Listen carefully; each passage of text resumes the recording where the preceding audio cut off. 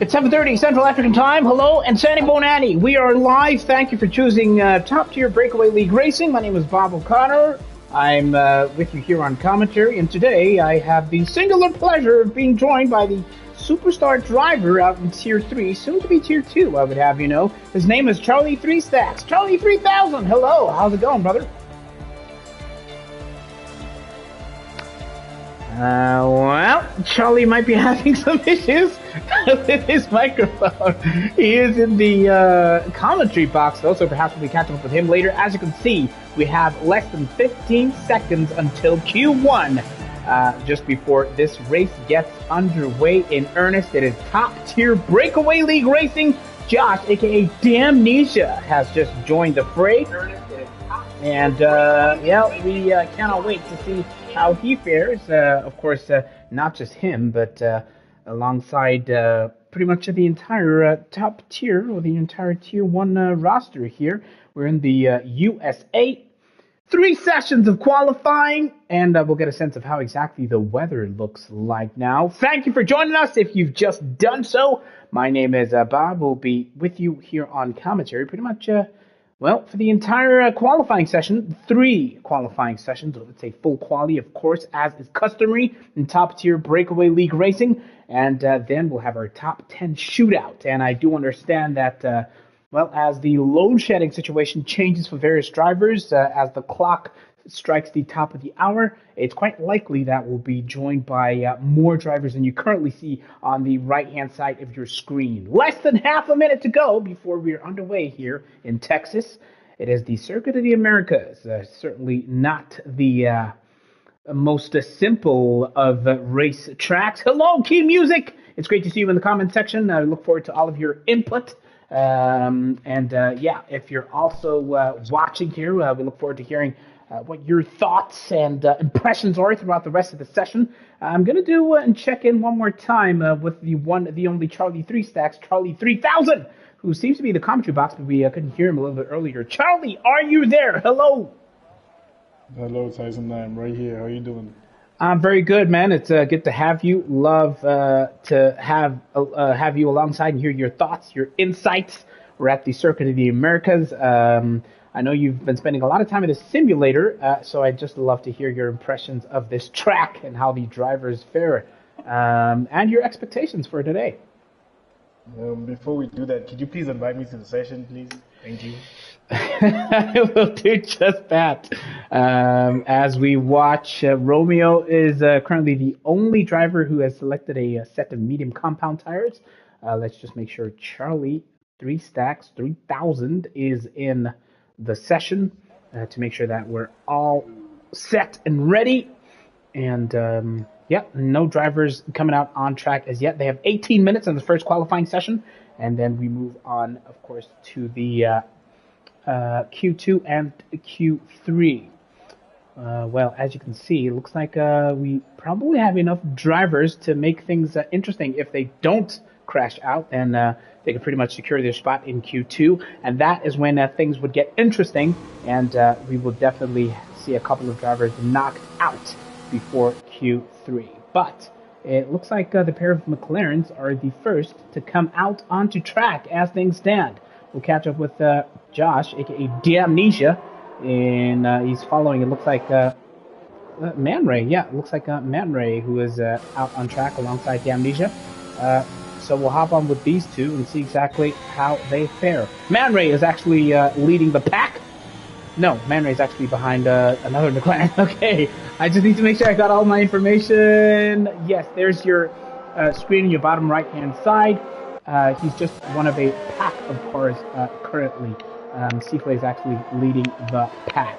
Josh, aka Damnesia, we've seen him have some fantastic race, I almost said weekends, but some race days. We've seen he can be a medicine qualifying, and well, he is also a race winner out here in Breakaway.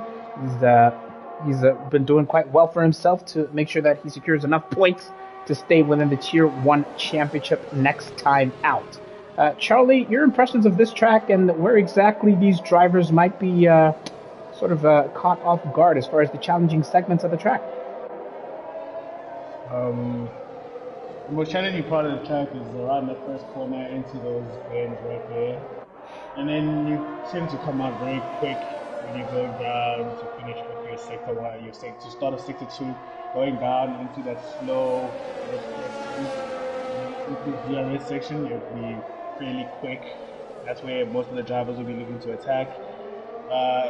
Towards the end of sector two, start of sector three can be a little bit tricky because if you come out and you don't really get enough power in your tires, you can actually spin out towards the start of sector three. So handling that part of sector three, but as you come out of sector three towards the end of it, that left-hander, that second to last left-hander can be very tricky because sometimes you want to attack it very hard, but on other occasions you really don't want to be too slow because you end up losing time on your lap.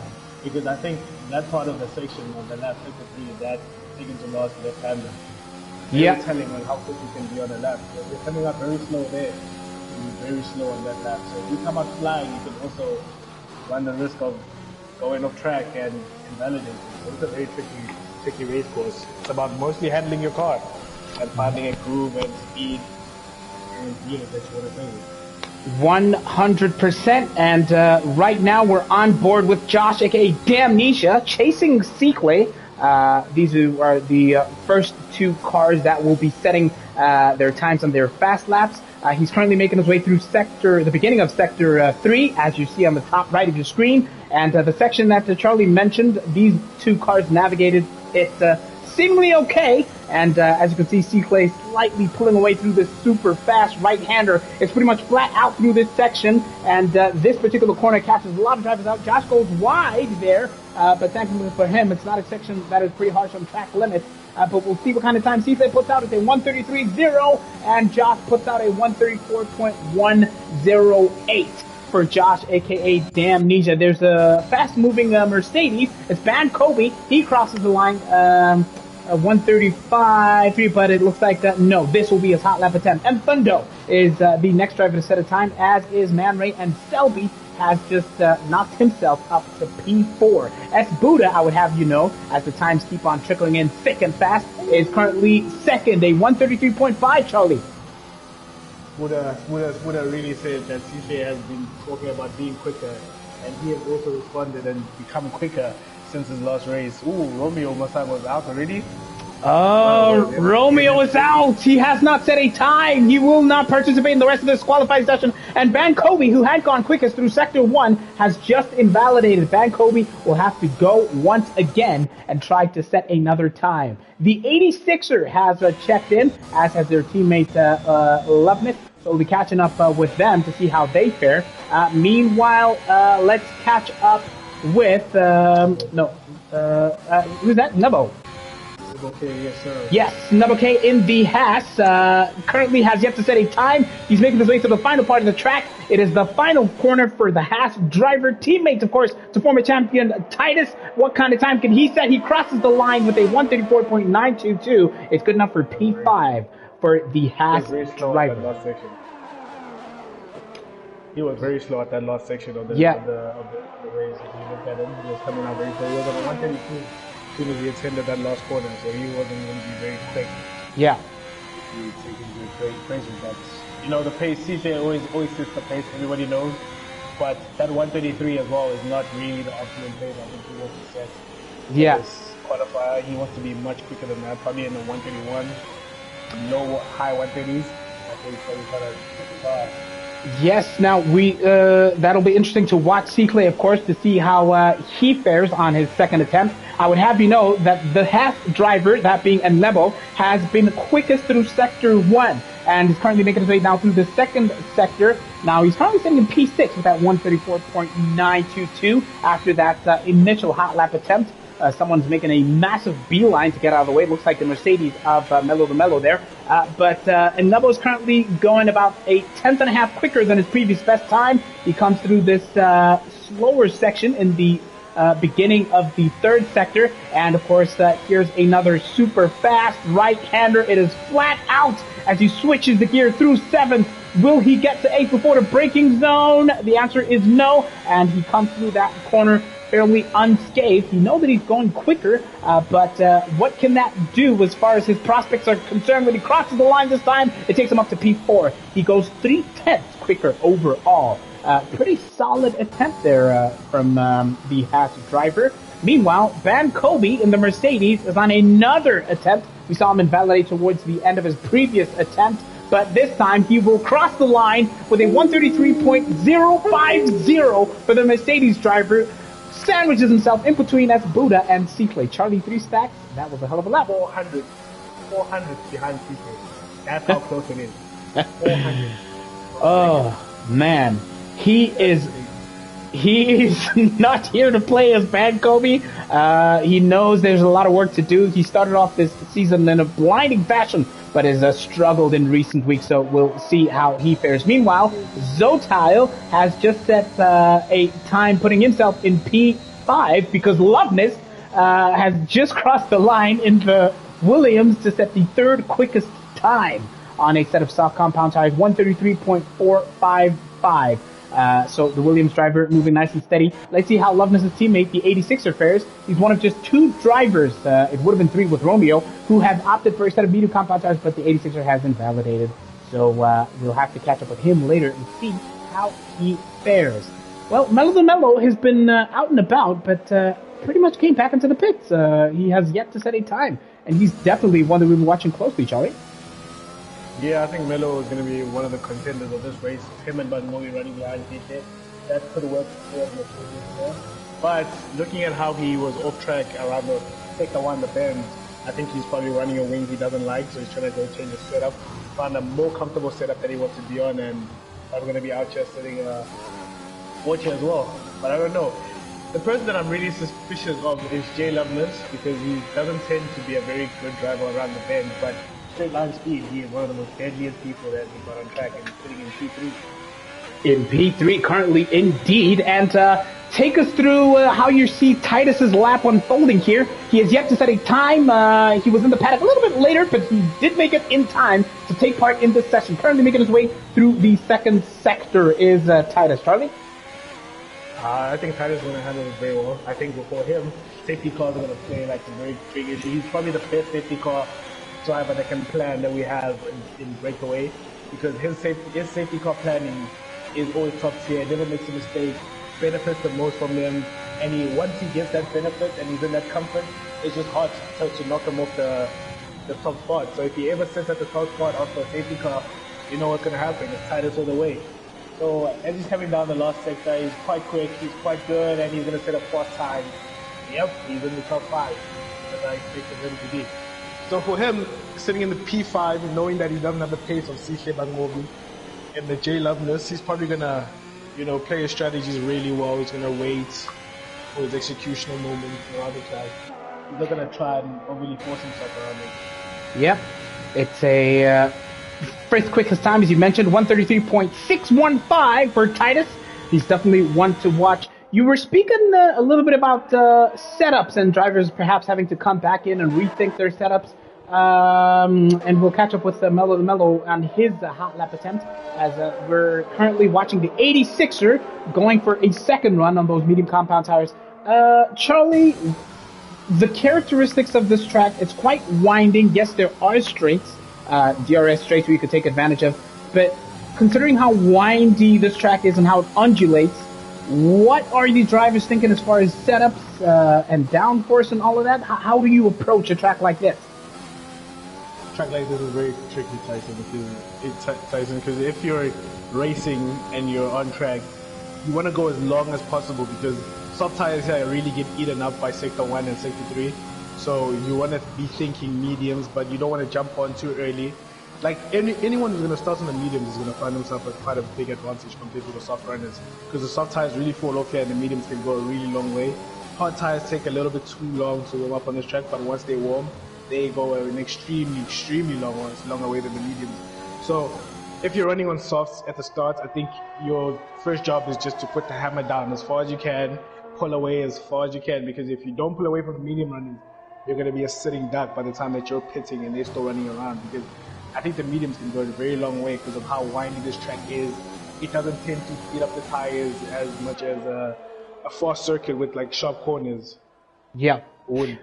So I think medium running tires will probably be the best runners that we're gonna see. Wings, you're probably looking at something that's more drivable than fast line speed. So your wings, you're probably looking at a 8, 9, 10. That's where the boys are going to be. And we're just going to have to see how they play it all out because, man, it's going to be a very, very tough race as Mfundo just jumps over Spuda. Oh, yes, it definitely will be a challenging race. We saw the 86er improve on his personal time by a factor of about 8/10, I think it was, but it's still only good enough for P11 for the 86er on those medium compound tires. Interestingly, the 86er did go purple in Sector 2, but right now we're going to watch Mellow the Mellow, and Guaco reckons he was running, he would go maybe for 11-11 wing setup. Caboza in the comments reckons that Loveness is running a 9-8. Is that the kind of setup that you would run, Charlie? As far as wings? Definitely, I'm running a 10-9. I would rather have my front wing more drivable and my rear wing kind of a little bit more stiff, so that I can always have the if I come out the corners, I'm really much quicker. But if I go into the corners, I can be as slow as I want. So I don't know. Most of my setups revolve around the rear wing being a little bit more stiff compared to the front wing. So that it's more drivable, and when I'm on a straight line, I don't seem to lose a lot of speed. 86 just spins at the corner. That was scary. But he thankfully seems to have kept his car, does the 86er. Meanwhile, we'll jump on board with Mellow the Mellow. He did set a slow time. Lungs reckons that Mellow was saving tires, but it looks like he's definitely pushing again, as Lungs notes. So we'll see exactly what Malusi the Malusi can do as he begins Sector 3. Remember, he will go all out here on this right-hander. We'll see how high he can get as far as those gears are concerned. Currently working his way through 7 and not close enough to go to 8, of course. Into that braking zone comes Mellow the Mellow. He'll definitely have a lot of time to catch up on if he's across that line with a fairly competitive time. As you can see, it's only good enough for P12, a 134.866. Is there enough fuel in this Mercedes for Mellow the Mellow to get himself in the reckoning for those top spots? Well, let's stay on board with him and see how he fares. Meanwhile, Tindo in the Alfa Romeo is here to stake his claim among the most interesting runners here in Q1. It's Malusi the Malusi going once again. He's half a second quicker than his previous best time. Now making his way through the beginning of the second sector. He is going to punch it down the hill towards the braking zone. Absolutely careful not to take too many liberties with that apex. And he nails that one inch perfectly almost. And let's see now, as he punches down the DRS straight, he will open up that rear wing in this zone. And the car is screaming towards this heavy braking zone in the second sector. That red light is flashing on the bottom right of the telemetry, as you can see. So he is pretty much close to the end of his tether as far as fuel is concerned. This will be pretty much the last fast run that he will have going. And I would have you know that he's gone a second quicker than his previous best time. So Mellow looking really good to have a lot to say as far as those top runners are concerned. Sequay, Bankobi, and Fundo are the current top 3, and they're sitting comfortably in the pits. They see no need to come out. Man Ray gets out the way from Mellow. Hopefully it won't have lost Mellow too much time there. He has quite a lot of time now as he comes down the start-finish straight. He opens up the rear wing and crosses the line in P2. It's a 133.017. Man, just a hundredth of a second between Sequay and Malusi the Malusi. Man, what a time that was, Charlie. Mercedes boys done left it for too long, Tyson. Too long to be fighting right now. Mercedes have been screaming with Sequay for the championship. These boys have left it too damn long to really do this now, man. Come on, Mercedes. This could have been a championship to remember. It really could have. It really could have, man. We saw them have their own issues individually, and of course, load shedding played a factor. But Charlie, you would remember that Mercedes were pretty much one of the most interesting teams to watch at the start of the season. Mello and Bankobi, the insane starts that they would have at the beginning of races, and well, are they back? Are they back to finish off the season with a bang, you reckon? I don't know, man, because you know how they tend to be. Like, one of them will probably be giving CK like a hard time, and then the other one just starts to fall away off the grid, and you're wondering what happens to the Mercedes in races, because when it comes to qualifying, they seem to always have the speed to match the Ferrari of CK. they always seem to be there, close to him, always seem like they can have the better strategy because Man Ray doesn't seem to have the speed that Cisse has, so Man Ray doesn't factor in. So they always seem to be the ones that have the strategy to play than Cisse, because Cisse always seems to be fending for himself. But then once it gets to racing, they just seem to, one of them just seems to fall away. So I don't know, Titus. Could they do that? They could, but you know, Merc boys, they always tend to somehow find a way to disappoint you when you're banking on them. I wouldn't really be banking on them to be back. Just as it. Oh man, we'll be watching them closely. Unfortunately, Tindo invalidated. We were on board with him as Charlie was chatting there, but Tindo invalidated, and of course it's too late to go for another run, which means one of the last running drivers on track are this man, Titus, and I just want to see if Mello's not pushing. They tap back on with Titus. He's gone 2/10 quicker than his previous time, and if he keeps that on track, it would put him, possibly P4 or P5, usurping Titus, depending on how the rest of, usurping Loveness. So it depends on how the rest of this run goes. It is Titus, the former champion, making his way through Sector 2. He is almost 6.5 quicker than his previous best time. Titus is really sending it here towards the end of Q1. He is the final car that will take the checkered flag before we move on to Q2. Seakley, Mello the Mello, and Ban Kobe are your current protagonists as far as those top 3 times are concerned. In his first qualifying session, he takes that apex. Oh, almost a little nervously does Titus. He slowed down to make that corner. How much time will that cost him now towards the end of his lap? He opens up that DRS and crosses the line quickest. He's the first driver in the 1 minute 32 and the 132.599. Charlie, 3 facts. Talk to me. Man, what are you talking about, Tyson? Did you just see this man put 4 10s quicker than Cisse on the final lap? Man, Titus is just telling everybody that you can lay the gauntlet, boys, but I'm going to have something to say. I'm going to have something to say as well. He is not here to play around. He is the quickest driver by a country mile as far as those 10s are concerned. 4 tenths quicker than Seakley and Malusi the Malusi. Ban Kobe finds himself in P4, and Mfundo is the fifth quickest driver in this session. We then have Loveness, S. Buddha, and Zotal in 6, 7, and 8. Damnesia and Debo Selby, the 86er, Man Ray, and Tindo by the skin of his teeth somehow might just make it through here, perhaps, if the game allows him to. He didn't set a time, and we move now on to Q2, of course, before our top 10 shootout. Woo! That was an insane effort from Titus. Let's catch up with the comments. Lung says we've been having passport problems. Tempo was caught with contraband. That's why the Alpines aren't represented in this race so far. And Guaco says, I know he was doping. It makes sense now. And, a lot of surprise, of course, to that hot lap that Titus has just put in. Kid K among those responding, and Kasana also responding. Kid K was saying, wait for Titus. Well, we're going to watch him very, very closely through Q2 and maybe even Q3 if he can make it. There's a Ferrari, which is one of the first drivers, one of the first cars to come out. I would hazard a guess that it is this man, Seakley, and yes, it is. Let's make sure you have all of the details that you would need there. Now, as far as the 2021 gaming regulations are concerned, the fastest tire compound that these drivers use in this qualifying session will be the tires with which they begin the race. So, of course, we can see 4 drivers opting for the medium compound set, and they will be hoping to make it through to Q3. How difficult will it be, Charlie, in a field like this, to make it through Q2 on a set of medium compound tires with the kind of times that we know that these guys can put in? I'm not looking at medium tires in Q2 right now. If to get into the top 10, considering the fact that you're probably looking at Jay Loveness and all these Jay Loveness, Cisse, Bangobi, Melo, Titus, Selby, Spuda, and Mfundo being in the top 6, 7, 8.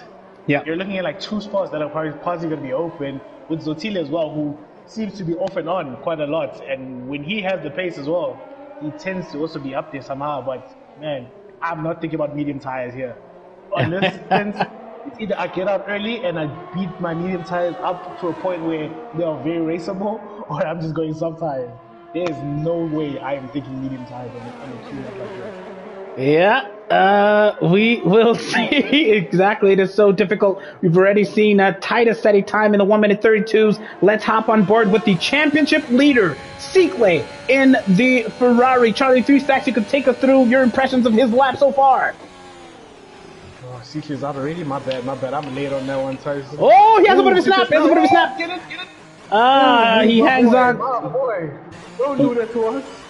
Don't do that to us, CK. He'll probably take away the action, man. He'll probably have to go once again and give it another go. So instead, let's catch up with this man, Mello the Mello, Malusi the Malusi. We know what he can do. He has fought his way back into the championship. Clayton, we see you in the comments cheering on Josh, aka Damnesia. We'll be catching up with him, the McLaren driver, a little bit later. But let's see how Mello the Mello can do here. By now, he would possibly be one of the first drivers to set a time if he can keep this lap together. Seaflay, of course, abandoned his hot lap attempt. Ooh, quite heavy on the throttle was Mello there. Oh, also has a snap and spins and loses it through the S section. Oh, our top two runners having jittery moments there, Charlie. Hey man, the top front runners right now are finding it very hard. That first section of those S bends is deadly, Tyson. If you do not hit that if you don't hit that first bend into the second one properly, you might as well forget about your entire lap being quick. The whole lap goes out the window there. It goes out the window, indeed, absolutely. As Buddha has also invalidated, so it's not looking like a good start here. We're trying to catch up with someone who's on a clean hot lap attempt. It might just be this man, Mpundo, as Seaflay's second attempt. Rather, he crosses the line. Of course, he did abandon that time. It's a 142.5, but that's quite a slow lap attempt. And Guaco, aka D-Wax, reckons that medium tires are not it. So Seaflay will definitely have to give it another go. Has anyone done the math? Can Seaflay take the win today? I think it's quite possible. Seaflay needed to win a couple of races.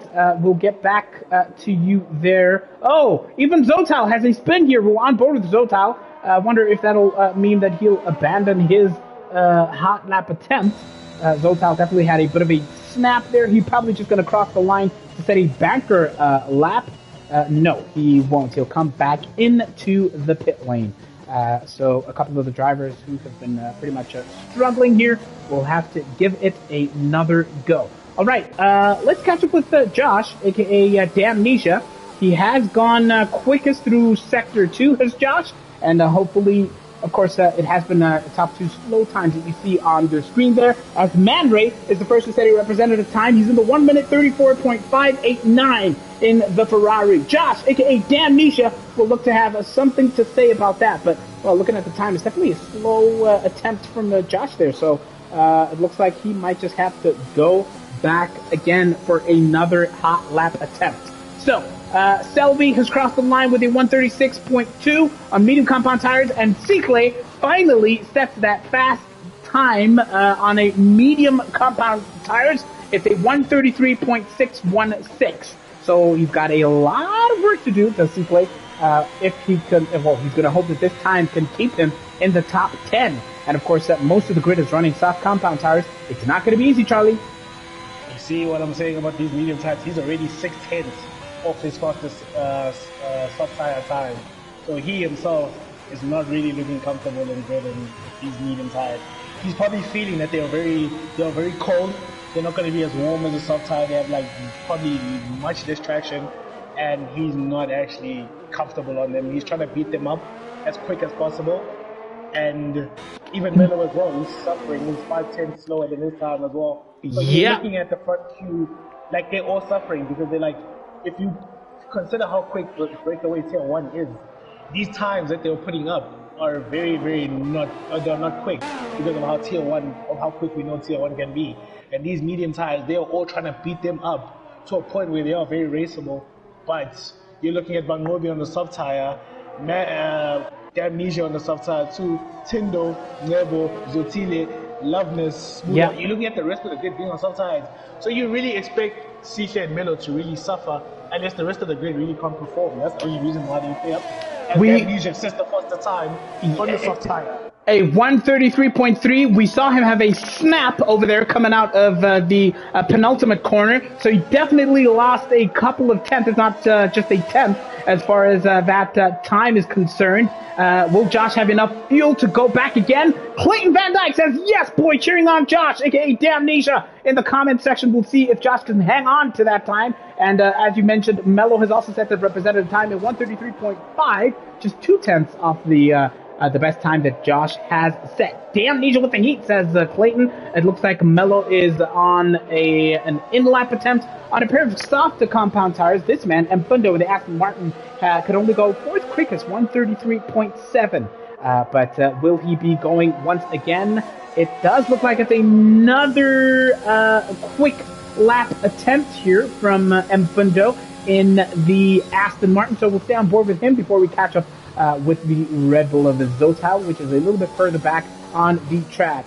He's about 6/100ths of a second slower than Mfundo now as he makes his way through the beginning of Sector 3 here. Really has to come begin wide and into the apex of that corner, and he will go flat out through the right-hander. And we'll see exactly how he can fare. He's kind of flicking that steering wheel, that little steering inputs. It's not quite consistent from Mfundo. But no, it looks like he's abandoning this hot lap attempt and he's coming back into the pit lane. So let's catch up with someone that we haven't been on board with for a full lap, and that is this man, Zotal, making his way through the second sector now. A set of soft compound tires for the Red Bull car. He's not backed up by his teammates so far today. Ooh, that was a close one through that slow corner for Zotal, but he was quickest through Sector 2, I would have you know. So we're looking potentially at a really, really competitive time for the Red Bull driver, and he's currently sitting in the 1:12 as he's about to dive into this fast right-hander. As the Red Bull driver has yet to set a representative time. What can Zotal do? It's yellow flags aplenty, as you can see on the top left of your screen. Zotile, the roasted one of previous races. What can you do? He comes through unscathed through that corner and crosses the line. 133.9. It's P6 for the Red Bull driver. He messed up at the end of the lap. Like, he ran a little bit wide and he tried to bring the car back so that he doesn't invalidate. So that really took away a lot of his time. Yeah. He had to let up the throttle. So I think if you look at this, CJ is probably thinking, if I can just hold out for these 5 minutes, I'll be alright. But considering how everybody is so close to him currently on soft tires, he's probably thinking like at any moment people can just go crazy and just go past that 133.6 that he has set. So him and Milo are literally just hoping that the rest of the grid doesn't find any speed from now on until these last 5 minutes of the qualifier. Because man, if I'm sitting on those mediums, I'm praying that man, these guys don't find anything. Yeah. Should they do Tyson, they are gonna start slipping out of that top 10 really quick. Yep, it is absolutely treacherous with this kind of a field. If the rest of the grid can turn it on, he will slip all the way down. S. Buddha in the Aston Martin is the quickest driver in Q2 with about 4 minutes, 40 seconds to go. The Aston Martin driver sets a 133.172, the current fastest lap in this qualifying session. We are currently watching the 86er in that Williams car, and we can see what he could do now through Sector 3.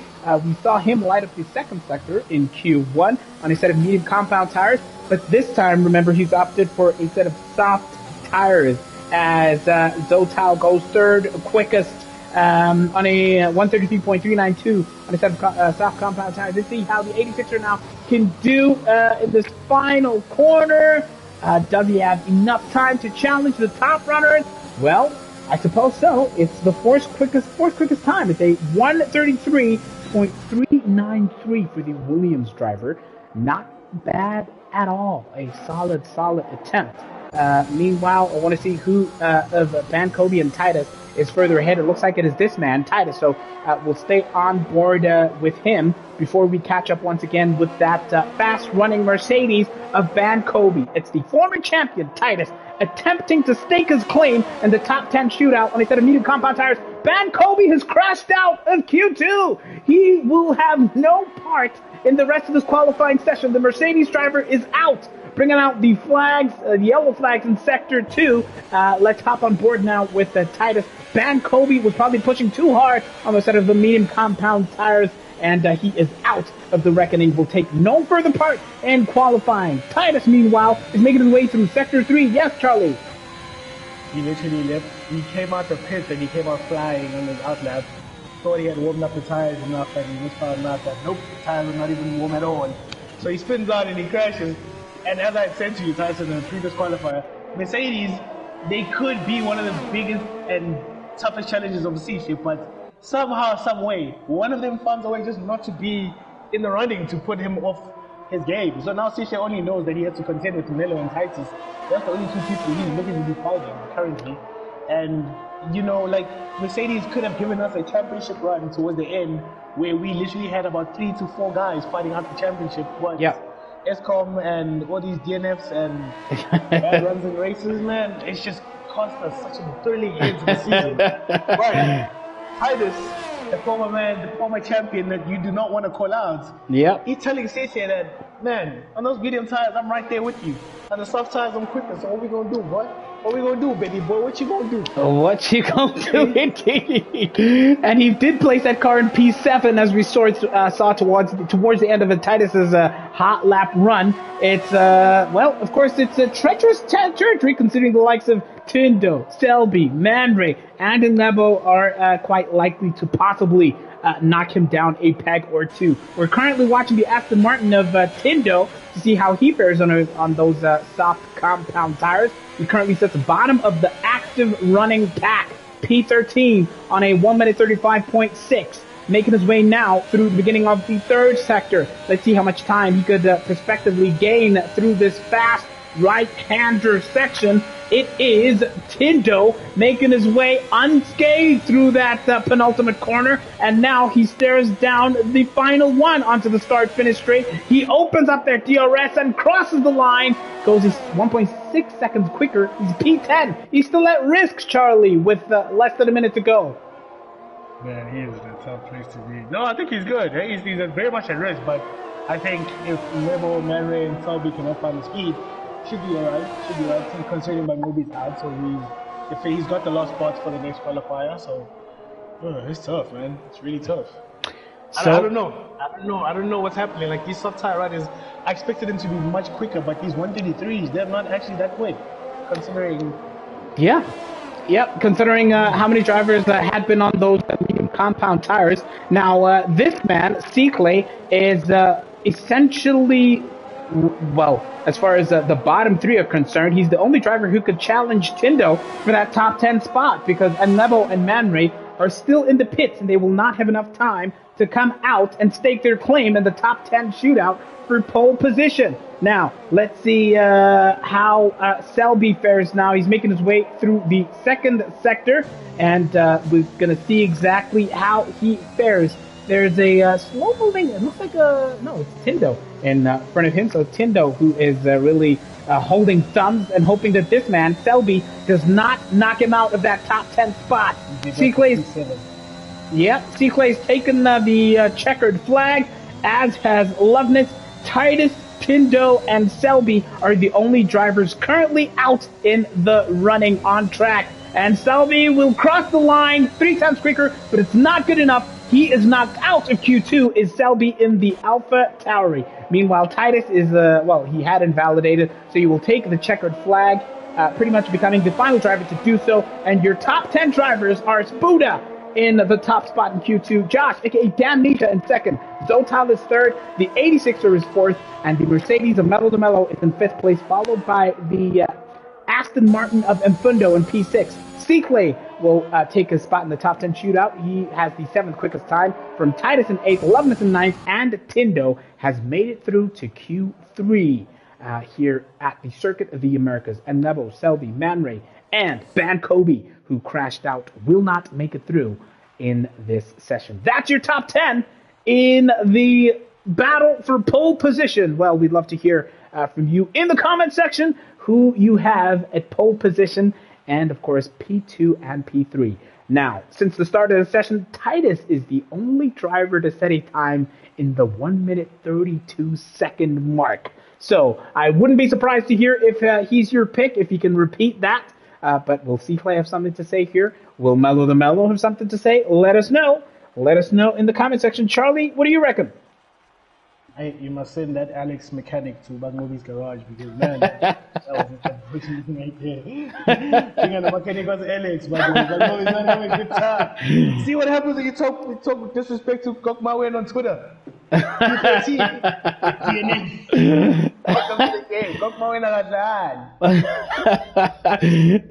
Kid K reckons Django would be slapping a time in the 1 minute 33 flat mark.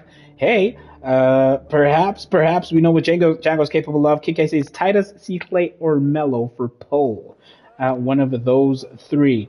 And we'll see if that will be the case. That is your grid for the top 10 shootout, the battle for pole position. We're out in Texas at the Circuit of the Americas, and we'll get a clear sense of how exactly they will all fare here.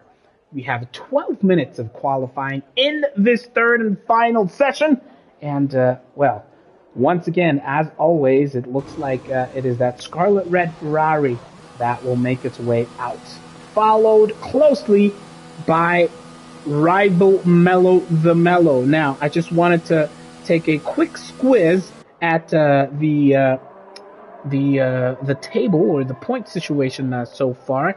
At this point, C-Clay sits on 340 points. What's Mello doing out here? I'm not doing it right now. Well, I thought maybe that was my PlayStation having a problem. What just happened? He just so straight sent it into the wall. At least he was driving slowly, so yeah, not as much damage with the car. Yeah, that was really scary. But I have no idea. But he might just have to come back in before even setting that initial fastest time. So yeah, quite strange there for Mello to do that. And this car, Mfundo in the Aston Martin, follows that Scarlet Red Ferrari of C-Clay, who will be the second to set a hot lap attempt. And Mello might have sustained some damage there. Only he and the engineers would know at this point. And we will see whether or not Mello comes back into the pit lane. And the Red Bull of Zotal is also out on track, and we'll get a sense of how he fares in the rest of this Q3 session. And it's not the easiest of tracks, quite challenging, as you can see on the bottom right, that track map. A lot of undulations, a lot of windings left and right, and Mfundo, of course, is no stranger to also putting in competitive times. Now, let's see how he fares. He chases the Scarlet Red Ferrari of C-Clay, the championship leader on 340 points. This man, Mfundo, currently sits right in the middle of the pack as far as the championship points are concerned. Mfundo has racked up 84 championship points. He currently sits 9th in the Drivers' Championship standings. Now, what can he do here through the F section? He comes unscathed, went a little bit wide there. He had to slow down through the right-hander to Mfundo. It looks like he took purple through Sector 1, but someone running behind him might have something to say about that. It is Mfundo versus C-Clay versus Mello versus Josh, a.k.a. Damn Ninja, out on track. Don't forget that Red Bull of Zotal. Mfundo is chasing that Scarlet Red Ferrari, which will set a time, I would have you know, first, because C-Clay is running further ahead. But let's see how Mfundo goes through Sector 2. That DRS is open, and it does look like yellow flag through the second sector. And I wonder who that is. For, as we watch Mfundo still, he's still able to carry on here pretty much without too much of an instance here. We'll see how he... we'll see how he fares. C-Clay is on the verge of crossing the start-finish line as Mfundo makes his way towards the final corner. C-Clay will cross the line and set a 132.5, the quickest time by some margin. Mfundo responds with a 132.9. Both drivers setting times in the 1 minute 32 to kick us off in Q3. How fast can they go? Man, we here. Okay. Zotal goes in the 1 minute 33.177. Josh, a.k.a. Damn Nisha, is out here in the McLaren. Will go third quickest, bumping Zotal down to P3. It is C-Clay from Mfundo from Josh, aka Damnesia, in this top 10 shootout. It is on and popping over here. The two Williams cars are currently not on, they're currently on an out lap, so we'll catch up with them a little bit later. Let's catch up instead with this man, S. Buddha. Unfortunately, he has invalidated his hot lap attempt, so he will have to give it another go once again. C-Clay, I'm not sure if he's going for a second hot lap attempt or if he's going to bring that car back. Rasha Ferreira says, come on, C-Clay! Cheering on the Ferrari driver over there. We'll see if he's going to be bringing it back into the pit lane. I'm just getting a sense of whether or not Zotal in the Red Bull is giving it another go as far as the hot lap attempts are concerned. Oh, he did take some liberties there into that slow left-hander. Yes, it is another hot lap attempt. He's gone 2/10 quicker as Zotal here. So let's see what he can do. Let's see whether or not he can bother those top runners. But I'll tell you what, as it stands, he is nowhere near the kind of time that C-Clay needs to put in. He needs a far more time to gain than the 2/10 that Zotal had coming into Sector 3. Now, he comes in skate to the penultimate corner, does Zotal. He's about to take the final one and send it as Titus crosses the line with a 1:32.235, the quickest man by some margin. Zotal tries to improve, but is only good enough for a P3. This man, the former champion Titus, has once again laid down the gauntlet. It is a scorcher of a time, quicker by his previous best time by a factor of about 3/10. If you look at what Titus did in the earlier qualifying session, that was insane, Charlie. Former champion says, I'm outside. How about that? Who's gonna come and get me? Former champion is telling everybody right now that I'm outside and I am the fastest man on track today. So who's gonna come and get me? Man, we saw CC do a 1:33 in the first qualifier on the same soft tire, and Titus has come and bested him again on the same tire.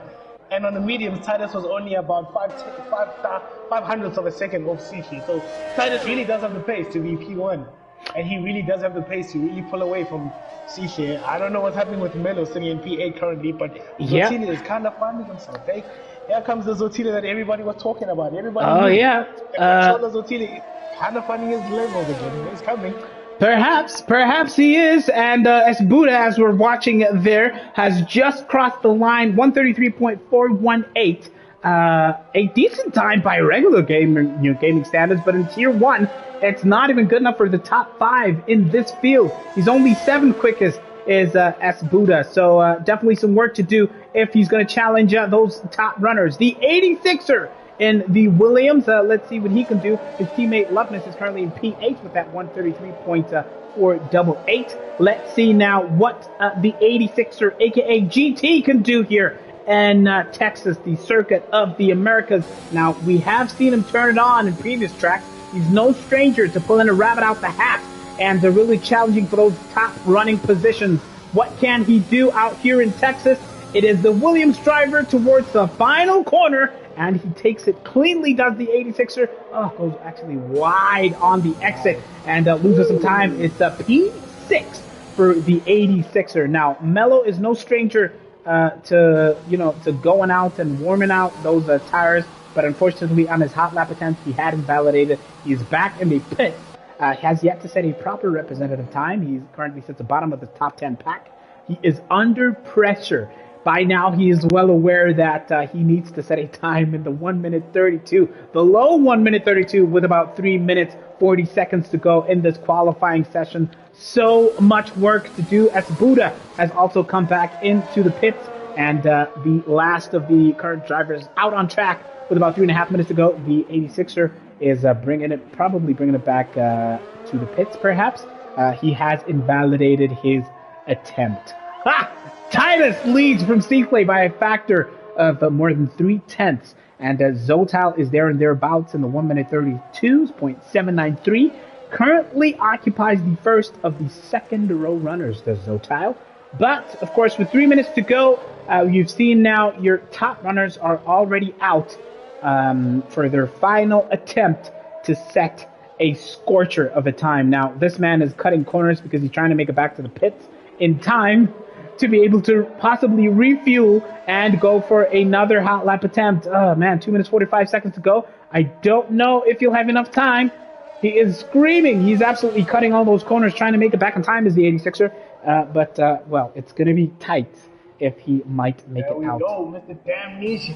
He's running at the front of the restart runners of the final stint that they might have. Mr. Damnation, Josh, not on the outlap. He's at the front, ahead of Fisher and everybody. And yeah, starting the ERS fully charged up to 100%. And I don't know what's going to happen, Tyson. Yeah. But man, We will watch. Menno, they love us as well. Woo, man. Strap in, ladies and gentlemen, strap in. Strap in. We cannot wait to see how this fares. I think Titus actually might be. See if he's on the outlap. Titus might actually be further ahead than Josh, aka Damnesia. So we'll stay on board with Titus, who currently tops those timesheets, and then we'll catch up with Josh, aka Damnesia, pretty much a split second after this man finishes his final hot lap attempt.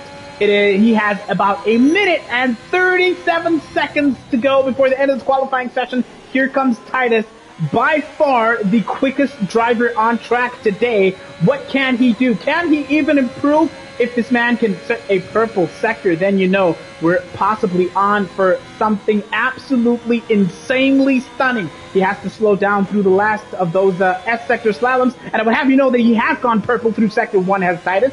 So possibly we are on for a scorching. He goes wide through that exit over there, but thankfully for him, he does not invalidate. How much time will that cost Titus? Well, he had already gone purple, but now he makes his way through Sector 2. It is, of course, the long DRS straight, and he will open up that rear wing and send that car screaming down towards the braking zone. We're down now to within less than a minute of Q3 to go. It's the battle for pole position. He took some liberties through that apex to Titus, but thankfully did not invalidate his lap. Let's see now how he takes it throughout this final sector, which is about to begin now. Yes, he has now begun his journey, his trek into Sector 3. It is Titus in the Haas, absolutely screaming down that long right-hander, and he comes through that penultimate corner in 5th gear, screaming towards the final corner. It will be Titus to set, hopefully to improve on his time, and he does! And then 1 minute 31.967 for Titus, by far the quickest time. Here, man. I would have you know that Josh, aka Damnesia, has also improved on his time. He will cross the line. It's good enough for P5 currently. Man, pack your bag, Tyson. Get out the booth, man. Get this shit over. What? It's a 131.967, an insane time. Man. And by now, Seatley has been made aware, perhaps by the engineers in his ears, he is nowhere near that. He has gone so slow as Seatley through this hot lap attempt. He does not have time to cross the line at the beginning of the hot lap attempt. He takes the checker flag. It is possibly a front row start for Seatley, unless one of these drivers can have something to say about that. Malusi the Malusi has crashed out, I would have you know. He will start in P10, will Malusi the Malusi. Let's see how this man, Zotal, will fare. He's one of the last runners out on track. He has been slightly improving on his time, and he sets that car in P2 with a 132.1. It's redemption day for Red Bull. He might be back.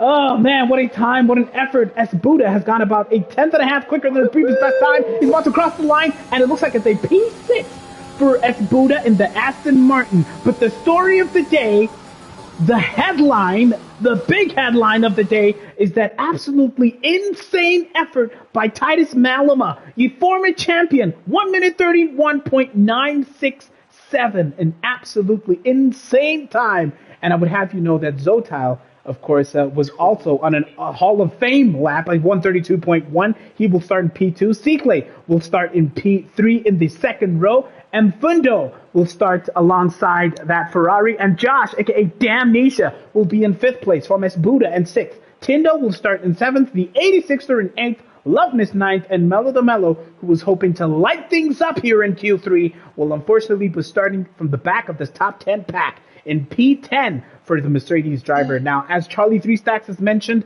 Seakley, who currently sits on 340 points, needs just 21 points to secure the Drivers' Championship.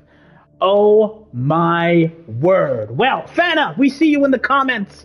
Deanie, I think I saw you in the comments. Oh, no, Taro, we see you in the comments. Thank you for joining us, everybody. It is going to be a scorcher. Well, we've seen what Titus can do. Your expectations for this race? It's raining! Charlie, 3 seconds. Oh, man, you lie. No way. No. It is Breakaway cars. What is this? Oh, man. Now, that is good news for the likes of Josh, aka Damnesia, and Loveness. We know what they can do in the rain. Seaclay is no slouch in wet weather conditions as well. And, yeah, 1 minute 31 is mad. No way, says Fana in the comments. Yes, that was absolutely right, man. That thing was crazy. Insane man, I efforts. hope it's light rain, Loons. I hope it's light rain, man. I want to see a race. I don't want none of this. No DRS, no ERS. I want to see a race. Because these boys got a lot to say to each other currently. So I want to see a race, Tyson. I don't want none of this rain stuff. I want it to dry out, get this track warm, and let's have a race. Let's have a race. It is 4 lights, and this is the only time South Africa look forward to the lights going out because away we go. It is Zotal looking to steal the march on Titus, but no, he falls behind to Zotal. It's a terrible start for him as Seatley comes up to P2 from Infundo and Josh, aka Damnesia, who makes contact with the Aston Martin and has to go wide there. Zotal is slipping and sliding down the track. I don't know what's wrong with him. It could be some mechanical issues with the racing wheel or anything regarding the car perhaps. But right now it is Titus leading the race from Infundo and Seaclay. And I would have you know that Titus unfortunately has a penalty. It's a terrible start. He leads the race, but he has a penalty, Charlie. He had a penalty at the start of the race. I think he got off the line a little too quick. And Zotile had started well, but man... They should be talking about Uzotile. What was that, my man? What we were was just going crazy in the comment section, and you didn't see that one? Yeah, Zotal all the way back in P15. He is at the back of this pack. All of that effort absolutely wasted. It's a drive-through penalty for Titus, who was too quick, letting go of the clutch there. He did not wait for that light to go out, and he leads the pack, but he will have to contend with that drive-through penalty. And in a pack like this, Charlie, it is, I mean, you're looking at such a fast pack. This is top tier of Breakaway. This is pretty much, it could be tickets as far as his race is concerned. Man, it could be very much tickets. Titus and Zotile might have just well punched their ticket out of the top 10 with that one, because if this track doesn't dry up, that drive-through penalty is going to be critical. He's going to take it first lap, he's going in and he's taking it. He's not even waiting for the track to get a little bit less slimy and wet. He's just going in for it. He's just about to time on that, so he's already sliding. Let's see where Titus is going to come out on this one. That's like a whole 12 seconds that you're looking at him just driving this slow. It's a full 12 to 15 seconds. That is that drive-through penalty. It is critical. It is just not the type of penalty you want. Zotile coming back. Yeah, Titus serves that drive-through penalty, and he comes out in P10. So goes wide, and he starts some landscaping, starts to mow the lawn. Does Titus? He's having a nightmare out there, having lit up the timesheets in qualifying. And now it's a recovery drive, sadly for him, as we have about 4 cars in the pits currently. We saw some first lap carnage, so we're possibly seeing some repairs to some wings. Someone he started off decently, but he looks to have lost some ground is this man, Bad Kobe. He had looked to have gained quite a few places, but now finds himself in P11, a net gain of about 3 places. The biggest mover since the race start, by quite some margin, as far as moves up, is this man, Man Ray. So it's a great day for Ferrari because they lead the race courtesy of Seaclay, and Man Ray has gained 7 places since the race has begun. And those incidents have brought out the virtual safety car. The drivers will have to slow down their pace to about 40% of race pace as we catch up with this man, Josh, aka Damnesia, who's taking advantage of the drive-through penalty by Titus to find himself in P3 currently. Tindo lost the wing. Back in those pits. It's unfortunate for him. Tindo. Right behind, so he gets a pass. Nebo's bringing a whole train of Titus, but Ngobi, Zotile as well behind that. That's a whole train that's going by him. Whoa, that's tough for Tindo. appreciate that. Spooling a little bit too far back. I think he's going to slide in behind Zotile. To Tindo if he pits. Did he pit? Oh, he hasn't pitted. It was not that part of the race yet. Well, he goes into the pits now. So man, it's slow because of the delta. Yes, I don't disagree. Tindo with the penalty. yeah, corner cutting. Buddy, what are we doing? What are we doing, man? Such a great starts being absolutely scuppered, or rather such great qualifying being scuppered by race starts and penalties and pretty much, some absolutely shambolic drives here. Zotile, who started so well and set that absolutely stunning qualifying time, will now have a recovery drive on his hands. And it looks like he's having a scrap with Van Kobe here. It's Red Bull versus Mercedes. It looks like the ghost of Van Kobe. Oh, man, a network connection issue perhaps for the Mercedes driver, who will now have to find his way back into the lobby and possibly be able to take part in the rest of this race. It is the ghost of Van Kobe and the Mercedes. So, yeah, some heartbreaking news all over the grid here. And let's catch up with the two Haas runners, Nebo and Titus. Well, I don't know if there's going to be team orders to allow the one driver to stay ahead or what, but it looks like Nebo is absolutely sending it in P9, chasing his teammates. And there looks to have been a little bit of a switch further ahead between Man Ray and Selby Samgo. Man, it's an absolutely dramatic start to the race with the inclement weather, and it is currently led by this man, no stranger to leading races, no stranger to leading championships. He currently sits comfortably in P1 from the Aston Martin of Mfundo, currently chasing by a factor of about 9/10. He's hoping to stay within that. There's no DRS, of course, in these conditions.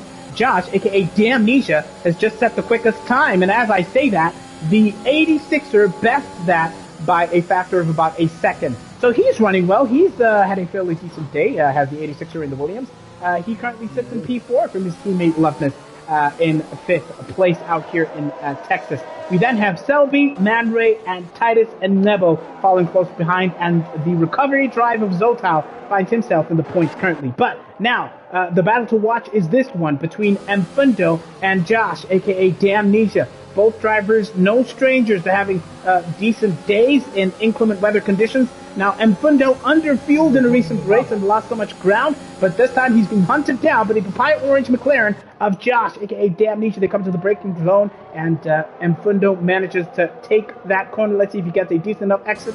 The answer is yes. The gap is about 4/10 between these two now, and they're managing to keep the 86er at bay by a factor of about 4 seconds. Now, Mfundo, having this almighty scrap with the McLaren, is also hoping not to lose too much ground to the Ferrari running to the P1 of Seaclay. The gap between those two is about 1.2 seconds now. Now, can Josh get this move done?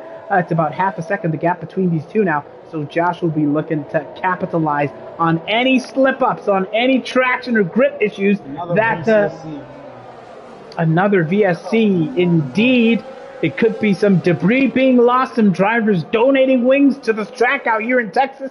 Happy birthday to Piso in the comment section. Hope you've had a fantastic day, and look forward to seeing you racing tomorrow in Tier 2. Josh, aka Damnesia, has lost some ground now under first. Motion for birthday.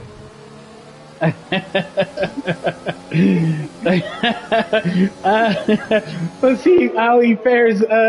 Josh has lost some ground now. He's about a second behind Mfundo. Remember, that gap between these two was about 4/10 a couple of minutes ago, and we'll see how he fares and if he can manage to bridge that gap once again. I would have you know that Mfundo has managed to trim that gap to Seaclay, having taken advantage of the end of the VSC. The gap between these two is about 6/10, as you can see. And we'll be catching up with all of these battles taking place all throughout the grid. Now, grip is at a premium.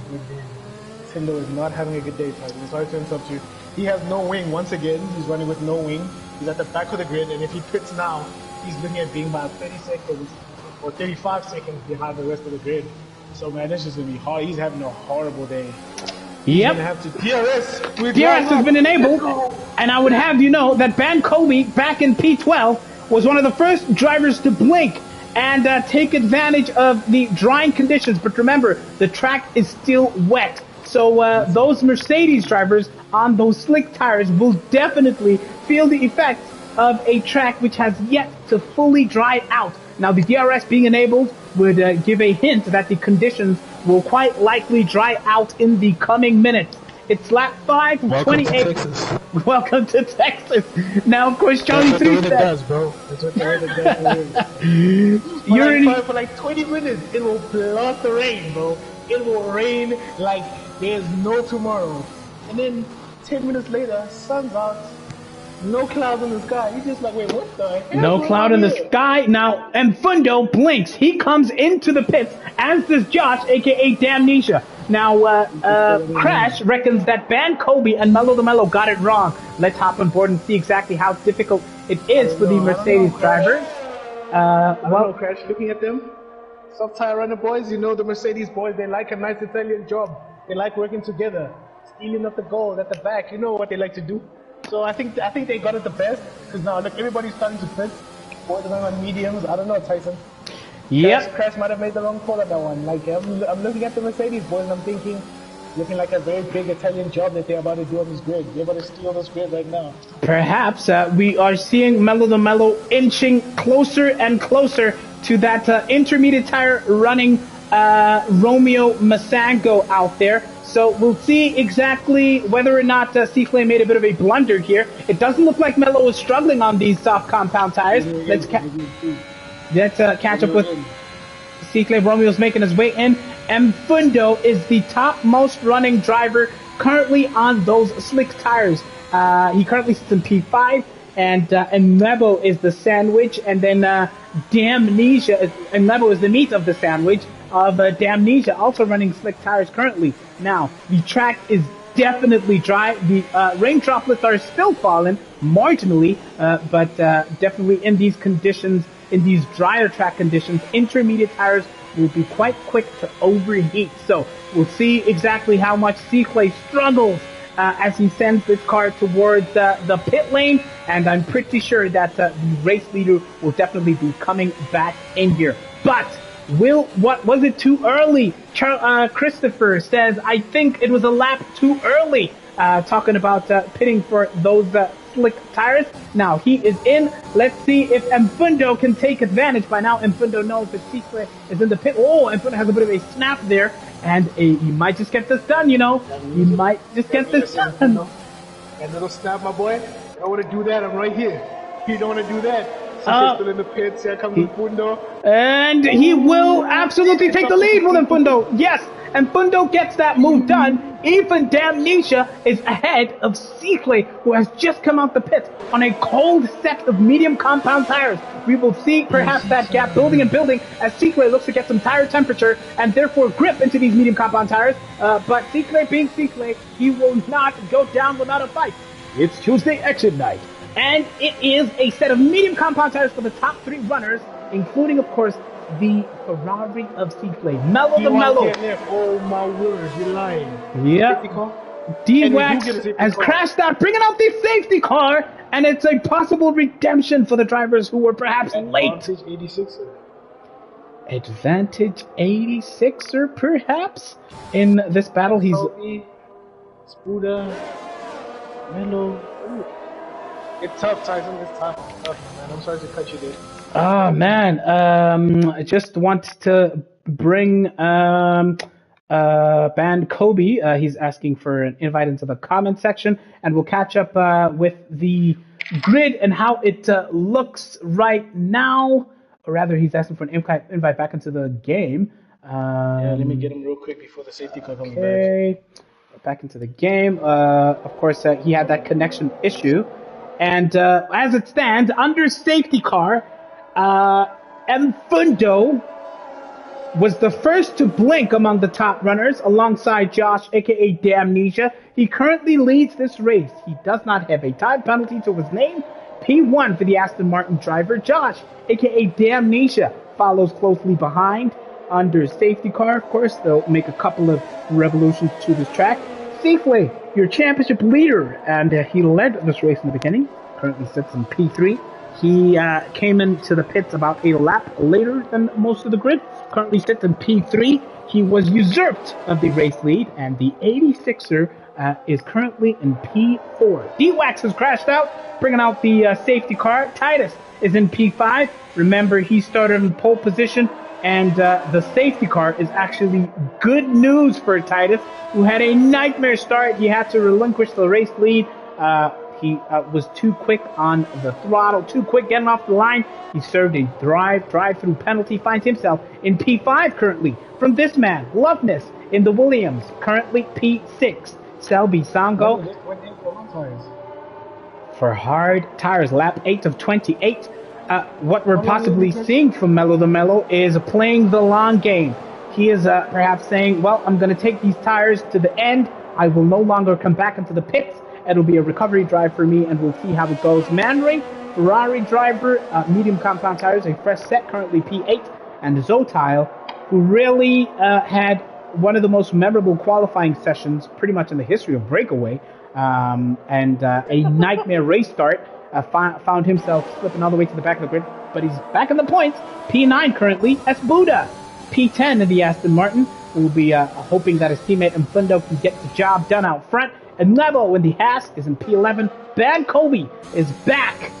His connection has been restored. He had lost connection, but he's back in the game lobby, and he has a hell of a recovery on his hands and prospect. P12 for him and his teammate, Mello the Mello, Malusi the Malusi, Mercedes the Mercedes. P13, hard tires. We can expect that he will probably take this set all the way to the end of this race. Romeo is in P14. Tindo is in P16, making up the back of this grid. Now remember, it's the battle for the championship. It is also the battle to keep your place in Tier 1. D-Wax, who has just crashed out, well, thankfully he's racked up 86 points, so he's fairly safe as far as championship points are concerned. But Romeo and Tindo, where are they? Romeo currently sits in 18th place in the Drivers' Championship standings. That is automatic relegation currently for Romeo. He needs a decent points finish. Big trouble, my boy. Big trouble. The boys in Tier 3 and that Tier 2 lobby is looking really stacked for next season. Battle, you don't want to be caught in there. You want to be caught in those crossfire sites, and I'm telling you. You do not want to be caught. Even you'll be there, Charlie 3 Stacks. We know how competitive you are. Yeah. They do not want to be catching all that smoke in Tier 2 next season. Man, it's going to be absolutely imperative that they get good points. Romeo, the 86er, and Man Ray currently sit in the automatic relegation places. And in the playoff spots currently are Spizozo, Selby, and Caboza. Currently in those playoff spots. Josh, aka Damnesia, sits P2, but he currently has 60 points, putting him in P14 in the Drivers' Championship standings. He will not be happy with that, will Josh. He will want to make sure that he well and truly avoids any potential playoff spot here and secures his spot firmly in Tier 1 for next season. Tindo got glitched, says Kid K. Oh man, that's quite unfortunate for Tindo. It's lap 9 of 28. We will have at least 19 or so laps, or 18, hopefully, laps of hard racing, of pure racing. Hopefully, if the safety car can come back into the pit lane here, we're really hoping so. Pretty much the grid has caught up to one another. They're all backed up into each other, and we'll get a sense of whether or not Mfundo can catch these guys lapping. As I say that, yes, the safety car is in this lap. It'll come back. Tyson, I want you to take a quick note of something real quickly. Since Romeo put it earlier than Banglobi, he's now split the two Mercedes that are going to be going long. So I think that if Banglobi can hold on to Romeo and just restart, he has a good chance of being able to working with Melo. But if they allow Romeo to go through, Romeo's going to cut this. Might just cut up the grid up to Scooter, and they're going to have a hard time trying to work out that plan of going long. Yeah. I don't know. I think Banglobi has to hold on to him, and pressure all on Mfundo now, because PK did say that he always wants to finish while the whole rest of the grid is starting, and Mfundo now has to defend for his life. Titus is not on the soft tire, but he's going to be going longer than this week. So a lot of strategies going to be setting here, considering how fast Titus has been all day. Yep, and Fundo, Titus, Damnesia was side by side with him, Fundo, but he has absolutely been screaming down the start-finish straight. He caught that McLaren absolutely napping, and now Seaclay has the fight of his life on his hands against the 86er. They're pretty much side by side into this corner. The 86er gets that move done through turn 1 into the S section. It is the Williams driver on a grippier set of soft compound tires who leads from Seaclay, but he's quite slow through the S section, so Seaclay has to slow down, backing himself up into the clutches, the claws of this man, Titus, potentially. So it's a hell of a battle as Mello racks up a time penalty further down the grid. It is Titus versus Seaclay versus the 86er for that P3 spot, and the top two runners of Damnesia and Mfundo are ahead by a factor of about 1.2 seconds. So it is an absolutely insane start from the 86er, taking no prisoners. Yeah, and nudging Seaclay down to P4. We got a big DRS train from CK all the way to South Eastern Logo. We have Jay Levinson in the mix of that, who everybody knows as Mr. Senders himself. Doesn't look for the corners, he's going to pull that car in there. You better make a decision if it's Jay Levinson behind you. Then you got Selby behind him on a soft tire, just putting immense pressure on Jay Levinson. Scooter seems to be falling away from them, but he's also doing a lot of work to try to stay with him. Latila Wave a couple of seconds behind Scooter. But man, this DRS train is going to be very interesting. If Sisha's going to blink earlier, or these soft tire runners are going to be able to do a lot of damage to these medium tire runners. Because man, the soft tire told us a lot. We thought 86 is taking the place from CK. as Jay Loveness runs wide for some odd reason, but he still manages not to get a time penalty. But he's now 6'10" behind, which I said, yep. DRS train is going to be scary. It is. What do you do in a situation like this? How are you racing expertise? You can't sit up here in the box, watch everybody make decisions. You have to be a decision maker too now. My expertise is watching you guys scrap it out here on track. But listen, a track like this, that tire degradation will come back to bite him a couple of laps down from now. So he is looking to capitalize while his tires still have the advantage over the likes of Seaclay and possibly even Damnesia if he can catch up. His teammate is still racking up those time penalties, so we'll have a fight of his life on his hands. And now remember, we've not yet activated DRS. That will soon come into effect. Of course, since the safety car has just come in, but Seaclay knows that all he has to do is just bide his time as Van Kobe possibly loses connection and exits the session one more time. The 86er gets a cleaner exit than Seaclay out of that turn, and he will look to make amends for that now into the final part, the final sector of this lap, 11 of 28. We're on board with Seaclay, who is looking to reclaim his podium spot from the 86er. Now remember, perhaps both these drivers might just come back into the pits, but it's not inconceivable that even the medium runners, especially considering that we've had a safety car, it's not inconceivable that even the medium runners will take their tires all the way to the end. Now, the DRS has been enabled, so hopefully we've got some potential overtake action now in the coming laps. The sun is starting to come out. The track, of course, is well and truly dry now, but track temperature will definitely go up now towards the end of this race. Hopefully we will not see another drop of rain as Seaclay is fighting to keep abreast of the 86er, who has managed to keep that gap of about half a second between these two now. Meanwhile, Selby, I would have you know, is having a hell of a battle with Loftus, who goes wide out of that corner now, but Selby not able to take full advantage of that. And, of course, he might have something to say once they get into this DRS straight. But it's going to be difficult. It's a completely DRS terrain. So overtaking is not going to be simple at all. There's some titanic scraps taking place between Romeo and Mello the Mello, who is on the... Yeah, look at the work that Mfundo's doing. He's keeping the distance of Damnesia, of Josh, and he's not letting him into his DRS. So now Josh has fallen right into that entire DRS train from second place all the way to 8th place. So he's now the leader of that entire train, and he's the most vulnerable one, considering the fact that the 86 is on the soft tire.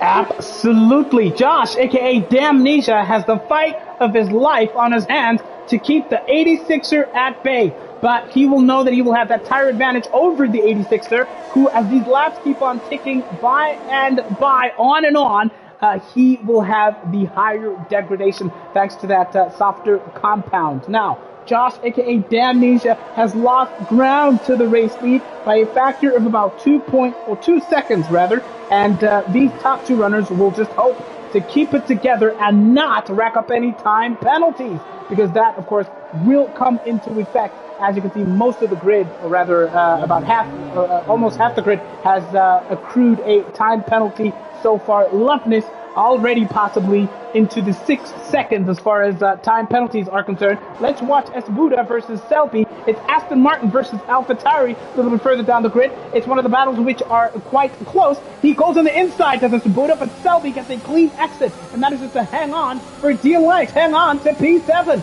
but not for long, says Esbuda. He comes.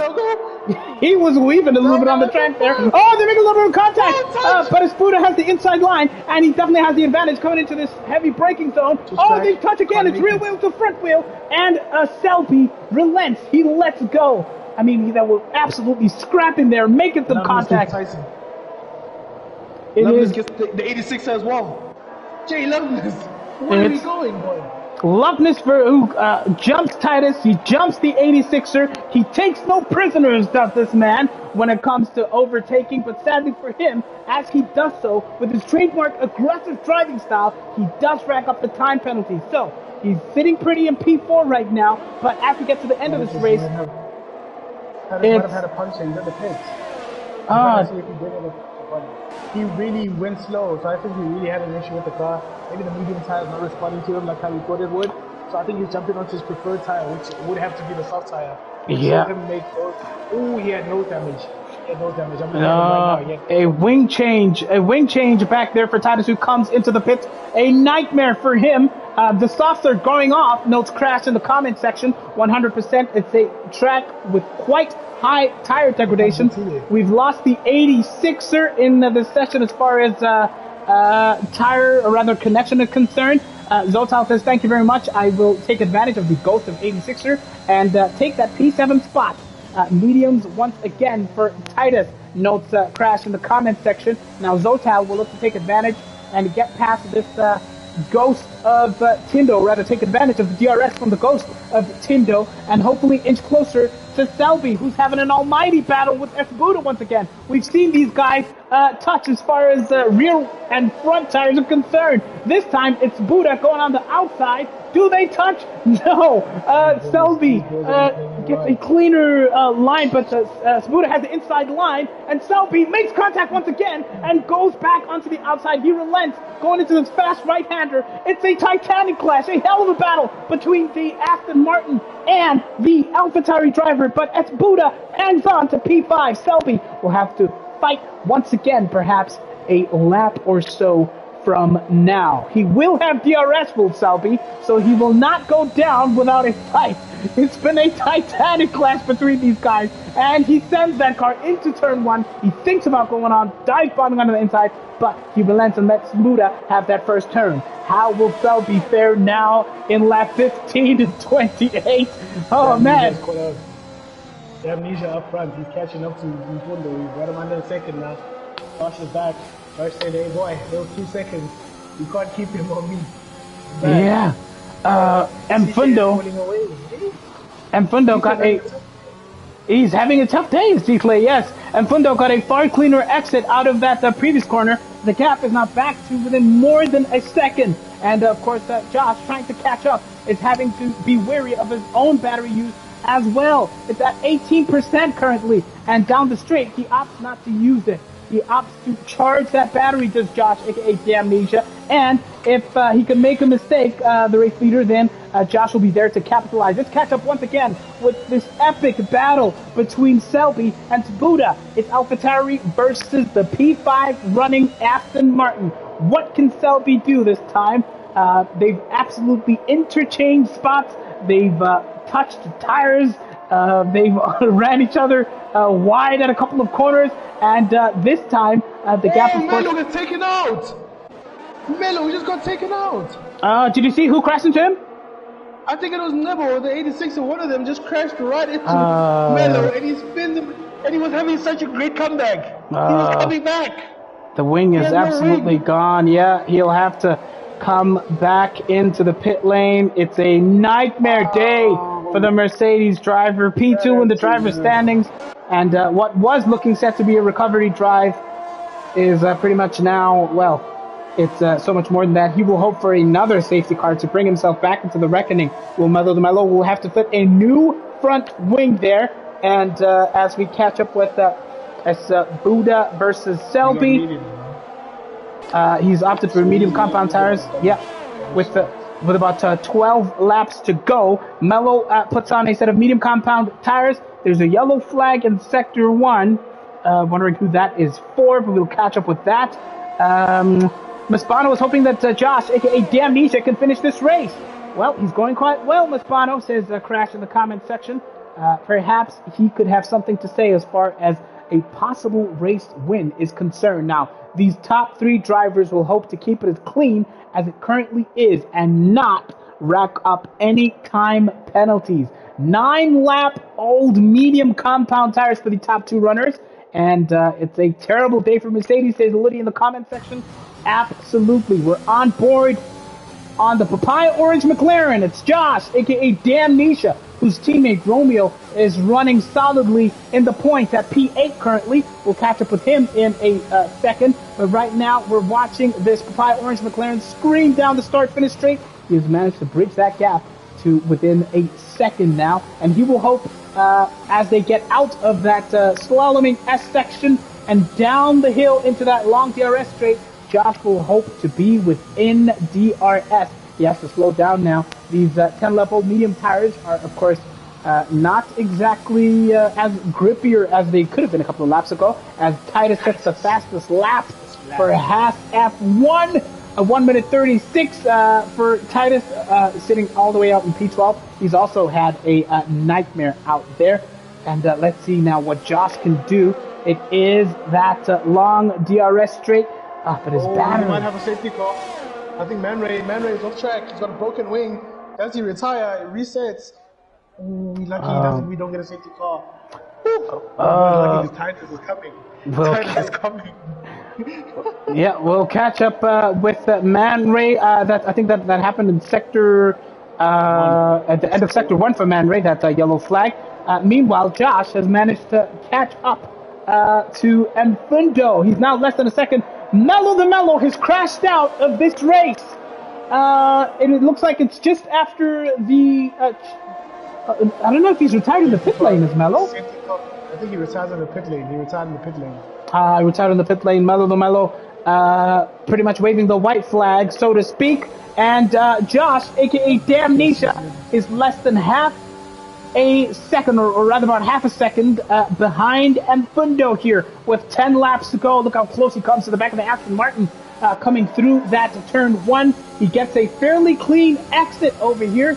Cicle wins the championship, says Luddy, currently. Well, he's coming on nice and steady. He's not quite there. I think he needs 21 points to confirm that. He needs 21 points, and currently he will probably sit on about... what is that, 19 or 18 points in P3 currently? So Cicle definitely there and thereabouts. But, it's because of that time penalty for Enfundo. Oh, well, yes. Enfundo's time penalty, will nudge Cicle effectively up to P2. So Josh will have to pretty much keep his race clean and keep his car within touching distance, within 3 seconds of the Aston Martin. And he could have another potentially memorable potential race win here. But Breakaway being Breakaway, we'd love to see drivers get the move done, get the overtake done on track. Let's catch up with the comments section. It's been a hell of a recovery drive for Zotal. As you're mentioning, he finds himself in P5 currently. And remember, Loveness has those time penalties to contend with. So Zotal, as Damnesia has a bit of a snap there. So Zotal definitely might find himself even further up as far as the grid is concerned here. Well, CC might be to just hang around behind Josh, not try to force the issue. since the championship is already decided with Melo on a DNF and he's in the points.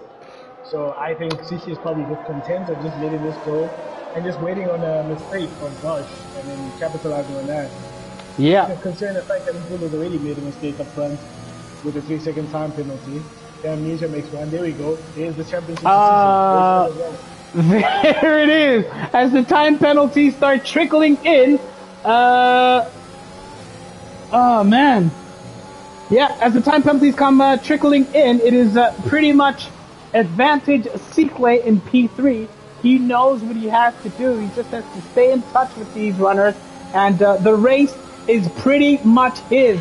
P3 running Ferrari number 95. Eslindo says Sikle is taking it. Fire emojis in the comment section. P says KK should count how many points he needs to stay out of promotion and relegation. Whoa, Peace coming through with the violence in the comments. And Letty has been crunching the numbers as far as the championship is concerned. And with that DNF, it really looks like the championships is this man to take, who has been absolutely stellar, stunning, fantastic once again. And I would have you know that Josh, aka Damnesia, has got that move done on Mfundo. He leads this race in lap 19 of 28, and he decides, you know what? I'll come into the pits now. Sikle follows suit. Mfundo, well, he stays out. He's got that time penalty, but he comes back. He decides to stay out once again, does Mfundo. And this might be a hell of an undercut that'll see these drivers potentially overtake Mfundo once again. So for the final 8 laps of this race, Josh, aka Damnesia, and Sikle are deciding to take it on a pair or on a set of soft tires. As Buddha goes quickest, currently finds himself in P8. It's a titanic battle that he has with that half of Nebo. Can he get that move done through the S section? Of course, he's going to look to keep it close and tight to the back of that half. And Nebo is definitely slower through the slaloming section. And Buddha is going to look to take advantage coming out of this right and then left-hander. Buddha, can he get it done down the hill before the braking zone?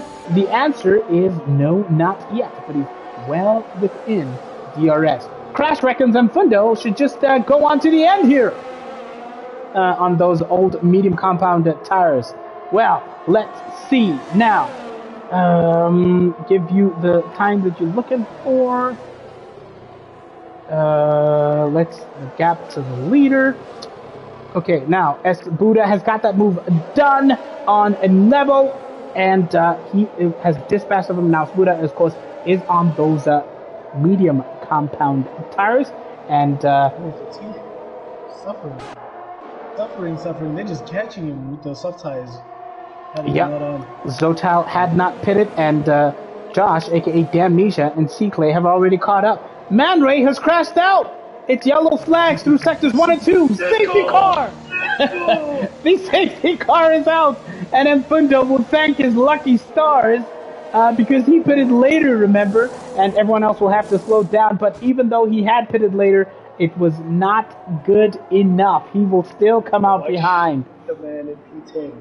Please watch out for the man in P10. Ladies and gentlemen, he is being the fastest man by almost a country mile. That man in P10 coming into the pits onto that Red Bull soft tire. Oh man, Titus got something to say. Ladies and gentlemen, strap in. It's gotta be a race. It's about to be a race, Tyson. It's about to be a race, Tyson. Get ready. Get ready. I cannot wait. I cannot wait. It is Sikle in the lead of this race. He has not had a single time penalty to his name. How perfect was that timing, says Crash. He also notes that Zotal is so lucky of the timing of the safety car. Sikle leads from Josh, aka Damnesia. But it looks like you have to give that spot back under safety car.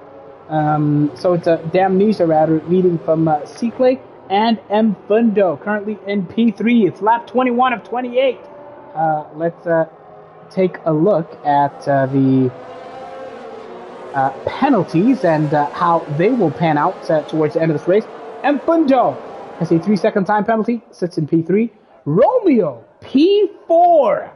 What a recovery drive it's been from him. I am in trouble of demotion, Smeezo. He's in P4, ladies and gentlemen. Let's hope he can stay there because, Smeezo has a tendency to, mix up the steering wheel and the wheels and end up in the walls. So, I don't know, man. Smeezo doesn't really give you a lot, but I'm just hoping he can give us something today. But man. Zotilia's been one quick man today as well. Red wall soft tire, beautiful pits in P6. Everybody in front of him. Boss Ishe has penalties. Man, he's going to be quick. He's going to be lightning quick with the man in P10 as well. Yep, he will. And although Romeo is P4, he has not pitted on those old medium compound tires. It's a bad call, says Nguako and Crash in the comment section. He will be a sitting duck at the race restart. Will he come in now? The answer is yes, but it's a late call from Mandla, only opting to come in now. So he will slip and slide down the grid. Loveness P6, Zotal P7, and no penalties for him. And Neville currently sits in 8th, or rather, that's Romeo. Tindo has a DNF. Tindo has retired from this session. He's had a nightmare of his own as far as network connectivity is concerned.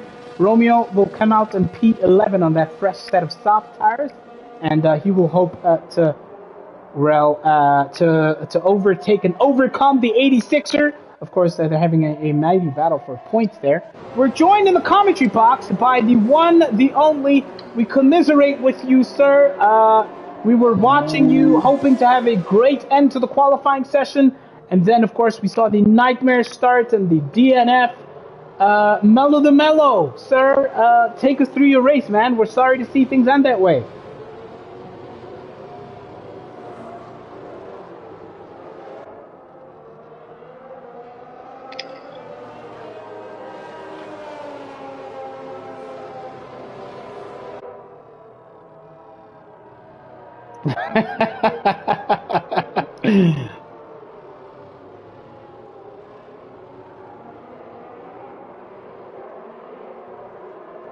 Yeah. Mello, apparently they can't hear you. Could you maybe take a look at your chat settings or your party chat settings and perhaps sharing your voice? They didn't hear a single word say here, so hopefully we can get Mello back. But Mello was basically saying, just to catch you up, that very interesting that after the Mello was saying that the safety car is coming into the tap. Mello was saying that they had a team meeting at Mercedes, and perhaps the car setup that he was given wasn't perhaps the best one, so he's quite disappointed to be crashing out and retiring from the race in the manner that he did. But he will be sorting out his microphone, and hopefully we'll have him back in the commentary box to reflect on the final 6 or so laps of this race. It is Josh, aka Damnesia, who will back the pack up, and Cicle and Fundo and Espuda will not be want to be caught napping here. I'm going to tell you right now, it's going to be...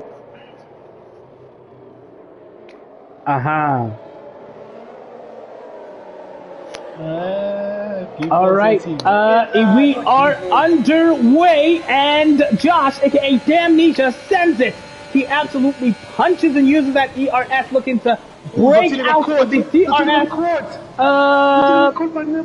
Let's see exactly, and Neville managed to overtake Zotile, who finds himself in between that Haas and the AlphaTauri currently. So meanwhile, let's go back. The battle of the lead is also looking intense. It's about 3/10. Cicle is not letting Josh breathe at all as he goes quickest through Sector 1 in the Ferrari. He has got his eyes locked on the back of that McLaren. He has yet to rack up a time penalty, remember. It's been an absolutely stunning drive as far as keeping it clean is concerned for the Ferrari driver. And Key Music is praying that Zotal doesn't pick up a pen. And as you say that, he does pick up a time penalty. So he will absolutely be compromised. And let's see how he fares here in this battle between Selby. He's slipping and slipping in Zotal. Selby has got that move done. He finds himself in P7, overtakes the Red Bull, and now Zotal will have to contend with Titus in P9. What's going on? after such a perfect safety car for him that happened, and all of a sudden he's just starting to fall down the grid, and everybody's starting to catch him. Because behind Titus, sitting 3/10 is the 86er, and behind him is Romeo 7th. Okay, Rosatino slid into that spot, but man, he is not having the time of his life that he looked like he had in qualies. Because man, these 6 soft tire runners behind him have caught him, and here comes Titus. ERS is open. He is absolutely sending it, and Titus himself is under pressure from that Williams of the 86er, as you have mentioned. So it's an all-out scrap, pretty much all throughout the grid. It's an almighty DRS train here, and the only person who's pretty much struggling to hang on to DRS is Selby, who was flipping in and out, and Zotal himself. And even the P4 running Loveness currently, as Buddha opted to stick with his pair of medium compound tires, and that managed to gain him track position somewhat. He finds himself in P5 in that Aston Martin. Let's take a look at the penalties currently, as Buddha has 9 seconds, so he will definitely be slipping and sliding and tumbling all the way down the technical order, as will the 86er. Man, it's crazy, Tyson, that I'm looking at Zotile. He's opening his ERS, but he just can't seem to pull away from Titus at all. Titus is sitting all over him, and he's not even punching a single bit of his ERS. It's so scary what's happening to Zotile. I don't know, maybe he's running a wet setup. Maybe he ran a wet setup for the start of the race, thinking he was going to go all the way to the end, the raining. But man, because Titus is just on him. That is all over him. That is absolutely possible. Like a rash is the Haas driver on to the back of that Red Bull. The DRS has been enabled for the last 3 laps of this race, and it is well and truly a DRS train. So these cars, which are within a second of each other, will definitely be looking to overtake and get those moves done on track. As Titus sends that car, he took a look on the outside, but Zotal said no. Zotal managed to hang on there, and Zotal was going to be a sitting duck in the next DRS zone if he is going to manage to hang on to P8 here. And with that time penalty, of course, Titus will definitely be taking advantage of at least a couple of drivers out here. So Titus is on set for a hell of a recovery drive, even though he finds himself in P9 simply by virtue of the fact that he's kept it clean. Straight through a no, Salvi on the catch. He gets that move done. He just can't seem to get away from Titus. Titus is closing inch by inch. But he slides at those. There's a moment right now you have to slide at those.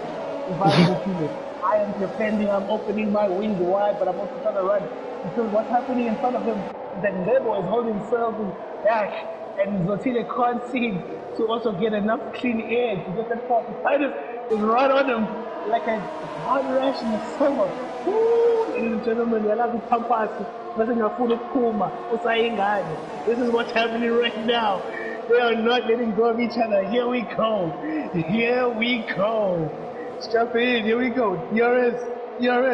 Can Zotile do it? Can he pull away? Can he? Tyson. All those rear wings are open. Selby and Nebo having a titanic fight. Selby gets the inside line through that corner, and Nebo, he managed to overtake it. He's into P6 is Selby in that AlphaTauri. Meanwhile, Zotal is hanging on for dear life, trying to hang on to the back of that Haas. Zotal, the Haas of Nebo. Meanwhile, it's a hell of a scrap, a hell of a battle. And now Romeo and Titus are getting involved here. Even the 86er. It's a hell of a train up here all the way back to P11 with only the ghost of Van Kobe pretty much hanging out on the back of P12. Zotal goes on the inside. They make a little bit of contact. And Nebo says, no, Zotal, you will stay. Zotal is the meat in a Haas sandwich, and now he has to contend with Titus and even Romeo Mastigo in P10. Zotile got caught. He got 2 cars at once around the corner. Titus with the what an amazing overtake. Titus 2 cars at once around the corner. What a It's man. a What a double man. overtake. He dunks on his teammate and Zotal, who gets nudged all the way back to P9 now. And he will have to fight to stay within the points here versus Romeo, who will also have something to say here. CK racks up a time penalty. It's a potential race win here for Josh, aka Damnesia. If he can make sure that he does not rack up another 3 seconds here, it is on and popping. It is absolutely an insane end to the race here. Titus, who has just effected that insane double overtake, is now on the neck and on the back of Selby Songo. He is not giving anything up. It's top tier 1 racing, Hoodie. Absolutely. It is insane all throughout the grid here. And look at those time penalties. The 86er with 6. Loveness with 6. Titus does not take the move. Titus had an opening and he just decided not to make the move on Selby because Selby was just flat out around that corner. Tyson, we are having a race in P6 and 7. We are having a race in P1 and 2. What is going on the track? Oh, Selby goes wide. Titus gets that move done. Selby falls behind, and even Zotal is taking advantage now. Selby finds himself all the way down in P10 because even Romeo said thank you very much, and Titus finds himself in P6 now. Sisha is now in P1. Sisha waited this whole race. Oh, Damnesia touches him in the back. Let's go back. To keep it down. Damnesia getting wing damage. Yes. Man, there's just action all over the grid right now. All over. It's all over Sisha's gearbox. It's gonna be all over it. Get in here, get strapped, and get cozy. Because man, it's hot. This final lap is gonna be a fire one, and Titan's gonna take us home on it. So, ladies and gentlemen, strap in, take us home on this final lap. Selby out of fuel, says Lungs back there. But right now, we're watching the battle for the race lead. It's lap 28 of 28. And the championship leader, aka the still defending champion, if he can make it to the end of this lap 28, Cyclé has put on another clinic, another masterclass. But Josh, aka Damnesia, has not been a slouch himself. He stays right on his tail, but he loses all that ground through the S section. Does Damnesia, and that gap is now 8/10. Oh, Josh, aka Damnesia, might have bitten off a little bit more, too much more than he could chew there through the F section, and now has a titanic scrap, a hell of a fight in his hand to possibly make it to a possible overtake here, while making sure that he keeps it clean and hangs on to that P2 spot, a possible P1 spot, Charlie 3000. Man, he is just opening that DRS. He is punching his ERS. He's flat out at 2% right now. It's a tough beat, Josh. But man, can he make this move in here? Nope. Sisha makes the corner very wide. Defends him very well. Sisha gets off the racing line, gets a little bit of air. Man, Josh is not going to be able to do it. Sisha, defending and running championship currently, is just putting on a clinic right now. Side is P6. Unfortunately, he couldn't get to P5. But man, Sminto, what a race, my boy. What a race indeed. He's having a titanic battle down there as Mindlo finds himself in P7 now. Oh, but he racks up another 3 second time penalty, that'll be 6 seconds. And CK will cross the line to win the race in Texas. And he's still the defending champion out here in Tier 1. Damnesia will cross the line in P2. And Mfundo will take the third and final podium spot from Titus. Oh man, what an insane end to the race that was.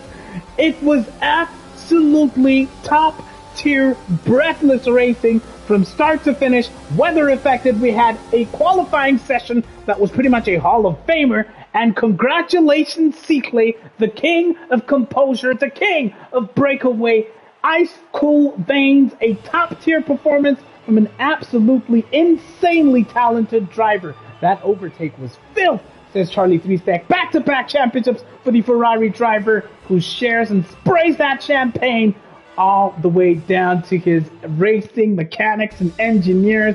It has been fantastic. That is your grid, ladies and gentlemen, at the end. It is Cyclé who reclaims and hangs on to his championship. He defends successfully the top-tier championship of Breakaway.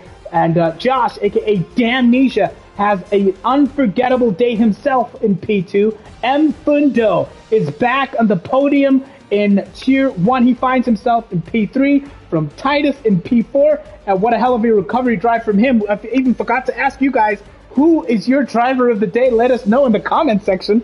Titus managed to recover to P4, and Loveness, despite the time penalties, P5, Esbuda 6th, and Nebo 7th, Zotal 8th, Romeo 9th, the 86er 10th. So, those 8th, 9th, and 10th place drivers are under pressure for points. They managed to secure the points, and here we are now. Those are your top drivers. First off, he's back on the podium in the Aston Martin. It is the one, the only M. Fundo.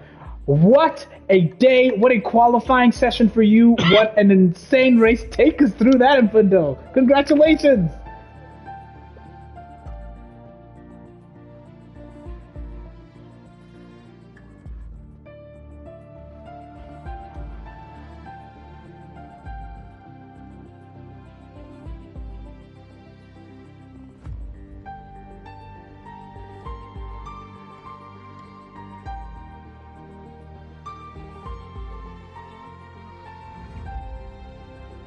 Yeah.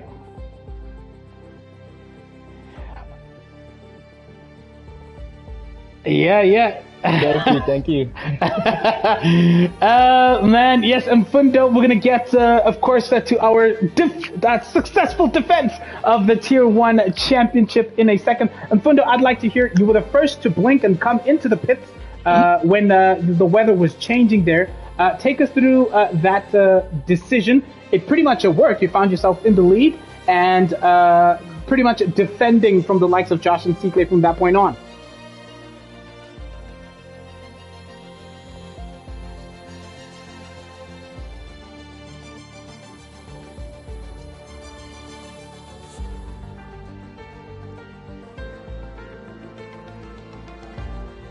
Yeah, and it worked. It absolutely worked. And of course, right now, let off the streamers, the fireworks, the pom-poms, everything, because he is still the champion in the top tier of Breakaway F1, and he wins in Texas. Congratulations, Seekley. How was that race? How does it feel? Oh, it feels so good. Get in there. Oh, yeah. Oh, congrats, man. Wow. Take us through qualifying. It was an absolutely insane qualifying session from yourself, from Titus, from Zotile.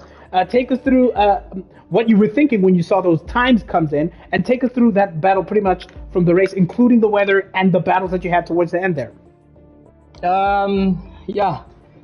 Quali, they were just rapid. Zotile as well, he was up there. He was quick. I just tried my best. Race came and but yeah, I had a decent start, at least this time. Yeah. Unfortunately for Titus, he got that drive through. I saw it as it happened. Unfortunately that happened to him, and he would have won, most probably, if it went for that. Josh and Fundo. Tell us about that battle after the safety cars. Yes, they are quick. They are quick. I was trying my best to catch them with those mediums. They are quick. Always. Man. That was just so beautiful to watch, man. Not only at the top, but pretty much that entire top 10 was having a battle of the ages. Can't wait for you to watch that back. Congratulations, Josh, aka Damnesia. P2, you're back on the podium, and you're well on your way to securing that T1 spot. How was that race? How does that feel? How's it, Tyson? Yo, that was absolute madness. First of all, well done to Seekley. That was a true champion's drive, and yeah, it was just probably my favorite breakaway race ever. Like, I battled from start to finish with Mfundo and then Seekley afterwards. I thought he made the mistake by passing me with 2 laps to go. I thought I would have the opportunity to take him with the DRS on the last straight, but I just lost that little bit of a gap I needed in the S's, and yeah, that was all she wrote. But absolutely loved that race. Oh, man, and we loved watching that. Now, Josh, Damnesia, as things stand, it looks like you'll definitely secure your spots in tier 1 if you're not sucked into the playoff spots. Mfundo, you're also very, very comfortable. Mfundo, I'll start with you. What have been your targets towards the end of the season? And I've also noticed you're spending a lot of time in the F1 22 simulator. So what are your targets for next season onwards, Mfundo?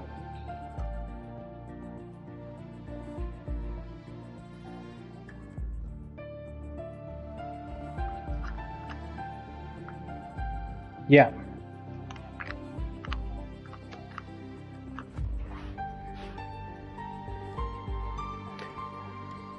And Damnesia? Yeah, similar to Mfundo, top 5, top 6, anywhere but this playoff battle, because let me tell you, it's stressful. Super stressful. Seatley, what on earth? Tell us what it takes, number 1, to defend your championship in this kind of a competitive tier, and every season everybody's getting better. What is it going to take for you next year with the new cars, which handle differently? Yeah, I feel like I was quite lucky with load shedding as well. Yeah. Part of me also feels like the championship was handed over to me on a silver platter. But yeah, everyone's just getting quick. Last year, this race, United States, yeah, not everyone is this quick. So yeah, the grid is bunching up closer. There's people in the other tiers as well who are very competitive. Yeah. I'm scared of, but looking forward to race. Oh man, beautiful, beautiful stuff. Charlie 3 Stacks, any other final questions or remarks? Right, it doesn't look like Charlie 3 Stacks is still so guys, I just want to hear just your final thoughts. The championship is pretty much wrapped up, and it looks like you guys have kind of secured Mfundo and Damnesia your spots for next season. Just for the final kind of couple of races, is it going to be kind of taking your foot off the gas a little bit, or is it still what are you still looking for personally towards the end of the season? I'll start off with you, Josh. Yeah, I think it'll be a tough battle to dethrone Seatley.